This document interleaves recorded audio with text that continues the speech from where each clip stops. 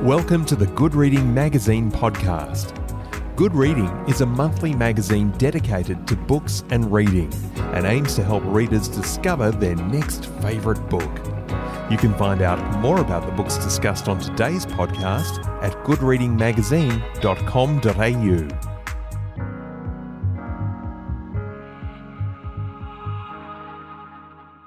Hello and welcome to the Good Reading Podcast. Chloe Hooper is the author of two works of non-fiction, The Arsonist, A Mind on Fire, and The Tall Man, Death and Life on Palm Island, which won the Victorian, New South Wales, West Australian and Queensland Premiers Literary Awards. She is also the author of two novels, A Child's Book of True Crime and The Engagement. Today I'm talking to Chloe Hooper about her new book, Bedtime Story. Chloe Hooper, welcome to the Good Reading Podcast.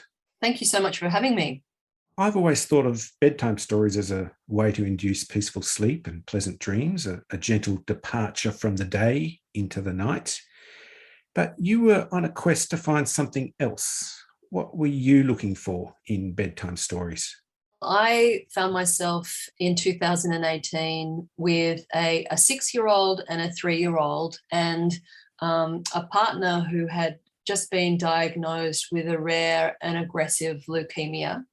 And I was looking to the bookshelves for help to explain something to the kids, which I guess is profound and all around us, but that is a way to talk about life and death. What did you imagine you would find, and what did you find? Well, I imagined, because my partner Don Watson and I, we're both writers, and we had a real weakness for getting our kids beautiful books. So they had a terrific library, and there was a book on everything from Atlantis with 3D glasses and books on construction and, when you go on an aeroplane, and there were flaps and levers and, every magical thing. And so I actually thought, I'll find the perfect book which will see us through this experience and make a kind of roadmap of how we manage. And in the end, it might start off with somber images, but it'll sort of end with a note of grace, and we'll cherish it and it'll help us through. And I actually found that most picture books for kids really steer away from talking about what some consider this darker topic. And I guess there are plenty of books giving you advice on how to deal with the subject of death with children. Were they part of what you considered, or are they part of what you discarded?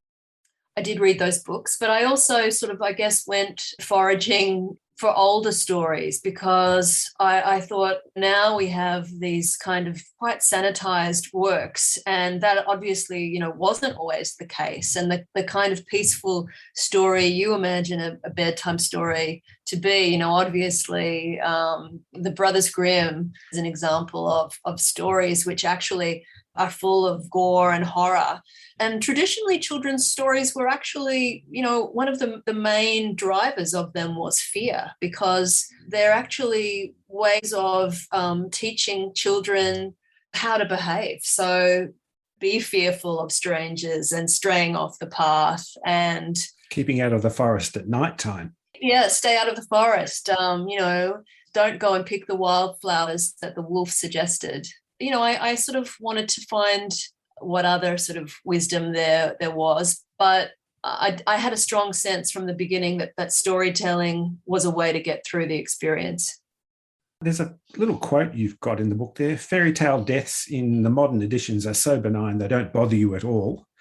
Ought fairy tale deaths bother us? Fairy stories are always a kind of alternate universe. Fairy tales take place in a world that's kind of adjacent to ours, with completely different rules.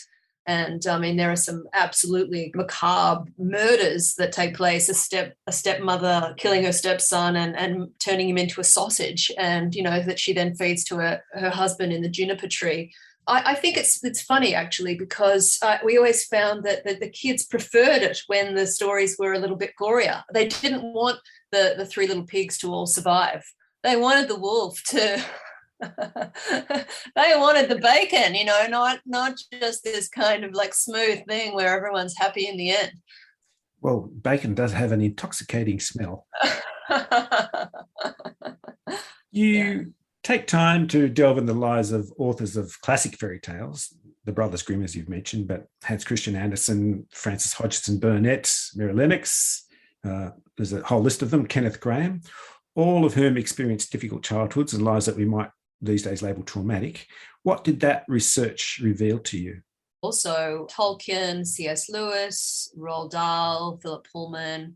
That was really astonishing when I sort of started to look beyond these writers' books. So many of the authors of our favorite books that often star orphans, these books were also written by people who had suffered childhood bereavement. And so I realized an important lesson, which was that grief is a ingredient in enchantment. And so in a way, the books that I had been looking for were actually all around us, because those sort of painful experiences had in some ways are still there in the pages of those classic books. And that's an interesting sort of way to think about the way that the light and the dark can be there together. I'm going to put to you a question that you actually put to yourself, I think. When did our children's bookshelves come only to include bright primary coloured books to exclude death? One argument is that it took place around the beginning of the 19th century, perhaps even after the Great War, where so many young men had died on the battlefields that for British children's books, which certainly, we in Australia, that sort of largely came from that country. And when scholars of children's literature talk about the golden age of literature, those are the books that they're generally looking at. Around that time, there became a kind of unwillingness to sort of talk about this publicly. And it sort of coincided also with an amazing revolution in healthcare, so that people lived longer. And probably also a shift towards people dying in hospital or in nursing homes. So children's books are an incredible mirror to society at large. And I think there's, became a kind of idea that this was sort of unpleasant and it wasn't really appropriate fare for children. Have we lost the stories that address loss and death, or have we just lost sight of them? A lot of fairy tales are given a kind of Disney treatment. I mean, literally Walt Disney took a lot of these stories and they're made as kind of palatable as possible for kind of, modern parents. I think that those stories are there. And yet I think a lot of parents, maybe they need to go through an experience like the one that our family went through to realize that actually talking about mortality doesn't need to be a kind of morbid conversation. It can actually be a way of starting to talk about life. How do we lead the best life we can when you can speak honestly about the dark as well? Is our instinct to protect children from death and loss justified or not, do you think? Oh, it's funny. Somebody was telling me that they were driving with their 3 or 4-year-old and the child from the back seat suddenly said, all of these people are going to die, in that plain way that children have. And this woman said, she turned around and said, Sally, stop that. Don't say things like that. That's terrible. And actually, of course, the child is just stating a truth. And maybe that actually is a sort of window in which you can have a conversation that sort of broadens out and can be more philosophical about actually the beauty of life. But instead, we do tend to give these messages that this topic is verboten, even though grandparents will not live forever. And certainly we're living in very strange times, where we're lucky to have vaccines, but certainly you can't take it for granted that tomorrow is going to look exactly like today. Bringing this in as part of the cosmology, however adults who are around children choose to do it, can actually be a richer thing rather than a more painful or uncomfortable thing. Is it the case that we underestimate how much children really know and understand about death? Look, I think it's very sort of personal to the child, what they do know or understand. But I mean, one of the best ways to start a conversation is just to ask them, what do you think happens one of the advice books I read suggested that if a child asks you a question that makes you feel a bit uncomfortable, it's a good idea to turn around and say, well, what do you think? It actually can give an adult a moment to compose themselves and sort of come up with a better answer. But I mean, what sort of working out what they actually already know is a really good starting point. Often children understand the mechanical aspect of death, that the person has stopped breathing and they won't see that person again. But then that's overlaid, as with adults, with a more sort of spiritual understanding of what that might mean. You use quite an interesting phrase, and I think it's from Robert Graves, the cool web of language. What did he mean, and what does it mean to you?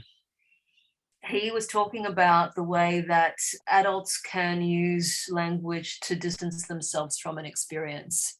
And we spoke about, a lot of these very famous children's authors who you can say they actually used the writing of their books as a kind of palliative, as a way of recasting the experience. And it takes a little while to learn the magic spell of finding the right word to describe something.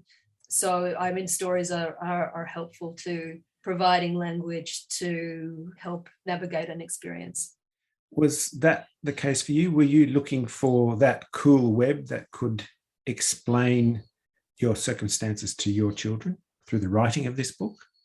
The web of language also sort of invites you into the web of stories. So the thing that I found helpful was taking sort of, bits and pieces from here and there and kind of, I guess, assembling or being inspired by these different works so as to have at times complicated conversations with my kids. I should say that we have had a happy ending to date because my partner is in remission. But my kids are aware that this is a part of life. Talking about the stories again, there are hints of your talent for storytelling in this book, and some of them are quite poetic. Does this suggest for you, as part of your search, that you've realised that you might be one of the people who starts to create these kinds of books for children?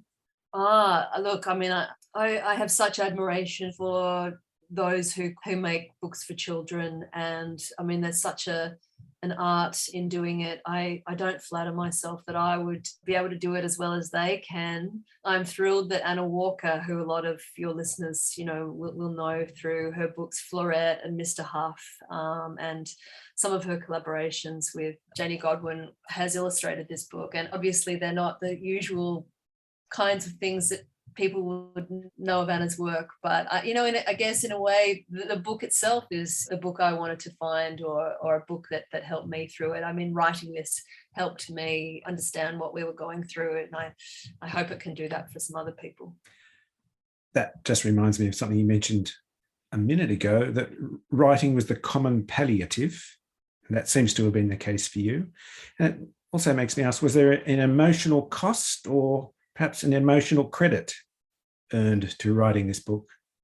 Look, I actually think it was a credit that I loved immersing myself in some of these old stories, and I guess I hope finding the treasure to sort of use a fairy story analogy. And so I love some of the things that are sort of stuffed into it. Although Bedtime Story is, in a sense, partly a manual for helping adults help children understand death and loss, you still refrain from telling your reader what to think.